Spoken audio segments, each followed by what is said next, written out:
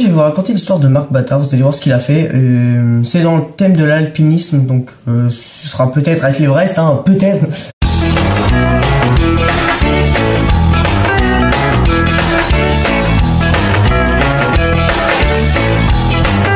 Ok les gars, on se retrouve pour une toute nouvelle vidéo histoire, parce que l'autre vidéo histoire elle a bien marché. C'est déjà la première vidéo de la chaîne, donc je vous remercie vraiment pour avoir fait péter cette vidéo en termes de vues. Non mais par contre, 100% des gens qui sont abonnés n'ont pas regardé cette vidéo. Enfin un truc comme ça.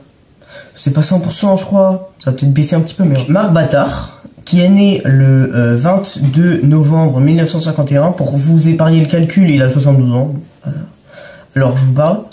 Bah wesh, dans 2 jours. Dans 2 jours il a 73 ans. Bah voilà, c'est son anniversaire dans 2 jours. Bon anniversaire. Parce que du coup la vidéo va pas sortir dans 2 jours. Bon anniversaire. Il est né à Villeneuve-sur-Lot. Je connais pas. Enfin, c'est sur l'eau. Enlève la vanne. À 18 ans, il découvre la haute montagne. Donc il avait déjà commencé un petit peu l'alpinisme. Mais là il découvre, tu vois, vous voyez les grandes montagnes. Il commence l'alpinisme dans les Pyrénées, à Luchon. Malgré son petit gabarit, 1m67 pour 55 kg. Je fais presque la même. Hein. Il dispose d'un physique hors norme qui le classe au-dessus de la moyenne des autres grands alpinistes. Pardon. Avec seulement 2 ans d'alpinisme derrière lui, il se classe 22e sur les 200 candidats au concours d'aspirants guide. C'est un concours, ça doit être dans les Pyrénées, c'est pas dans le monde. Hein. Son habileté technique et sa très forte endurance lui permettent cette performance. Le 26 septembre 1988, il va faire un record jamais fait et je pense que personne n'arrivera jamais à le faire, à le dépasser. Ça va être compliqué, je pense. Il gravit en solitaire l'Everest sans oxygène en 22 heures et 29 minutes depuis le camp de base de la face sud. Que bon, on s'en fiche de la face sud, mais en 22 heures et 29 minutes, même pas 22h30, en moins de 24 heures, il a réussi à grimper sans oxygène l'Everest. Voilà, c'est... Inox, Kaizen 2, tu nous fais ça? Non, je pense pas. Donc déjà, gravir l'Everest, c'est quand même une dinguerie. Sans oxygène, c'est presque mourir en fait, enfin c'est presque signé sur un arrêt de mort. Et en 22h30, bon bah le gars il a couru en fait.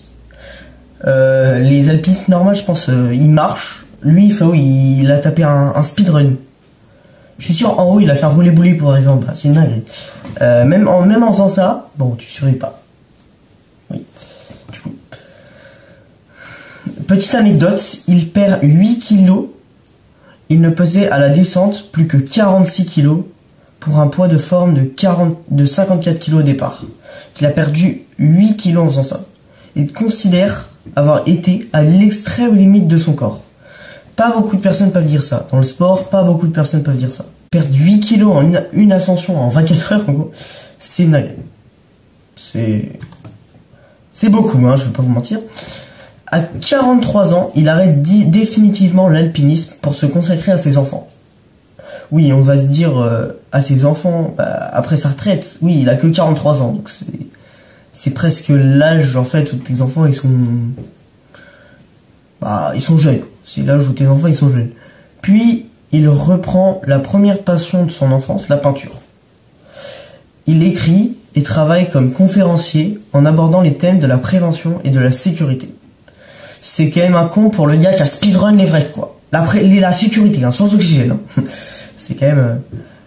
Et aussi les thèmes de l'esprit d'équipe et du dépassement de soi. L'esprit d'équipe, il a gravé en solitaire. Et le dépassement de soi, oui, bon, je pense qu'il s'est dépassé. D'ailleurs, les gars, petite précision, il est français. Hein. Petit flex, quand même. Petit flex d'être dans le pays du gars qui a fait le recordman de l'Everest sans oxygène. Du coup, il anime des conférences publiques et scolaires depuis 1975. Donc il le fait encore aujourd'hui. Hein. En 1989, à Washington, il prononce sa première conférence à l'étranger, suivie d'autres conférences en Italie, en Espagne, en Belgique, au Canada, au Portugal. Donc il va un peu partout. Surtout dans des pays d'Europe. Pas le Canada, mais sinon c'est que des pays d'Europe. Avec son ami Maurice André, qui est trompettiste, qui fait de la trompette, je savais pas que ce mot existait. Il crée en 1995 l'association En passant par la montagne. L'association permet à des jeunes et des adultes qui sont dans une situation difficile, d'échec scolaire, de maladie ou de handicap, de trouver par la montagne une motivation pour dépasser cette situation. BG un peu, BG, c'est un BG. Il permet quand même à des gens avec des maladies, handicap, etc., ou juste dans des situations difficiles, un peu en dépression, etc., qui peuvent monter, enfin, il leur permet de monter des montagnes et de trouver la motivation par ça. Donc c'est quand même une dinguerie. En 2004, un film sur Marc Bâtard réalisé par Gilles Perret sort. Il s'appelle L'homme qui revient de haut. Plusieurs livres sont aussi sortis sur son ascension et sur sa vie. Je crois que c'est lui qui les a écrits, parce que du coup ils disent qu'il y en a qui l'ont écrit, mais enfin qu'il a été écrivain. Enfin, il a écrit quelques livres, mais après je sais pas si c'est lui qui a écrit tous ses livres sur lui. Je pense pas, parce que sinon l'ego quand même du gars, je pense qu'il a dû quand même écrire certains livres sur sa vie, c'est quand même bien. Ou alors il a participé à l'écriture des livres sur sa vie. Je pense que c'est plus un truc du genre. Après, pour vérifier, il faudrait plus que j'achète le livre et que je regarde juste le gars qui l'a créé. Donc bon, un peu la flemme. Pas mon mytho. Donc, n'hésitez pas à dire ce que vous avez pensé de cette histoire dans les commentaires. Vous pouvez acheter le livre. Hein. Bon, j'ai pas vraiment regardé, il doit y en avoir des pas mal. Ou juste regarder le film, je pense que ce sera bien.